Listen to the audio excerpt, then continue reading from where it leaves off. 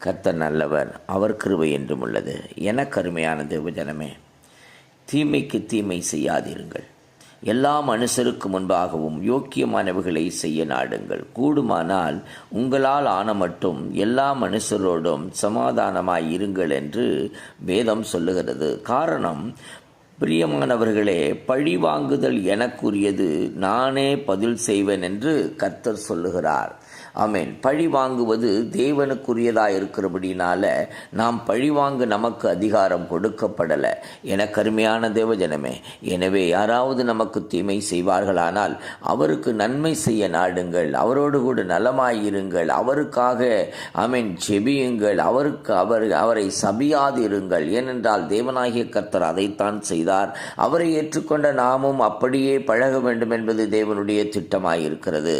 எனக்கு அருமையான தேவஜனமே, தீமைக்கு தீமை செய்யாமல் பாருங்கள். கர்த்தர்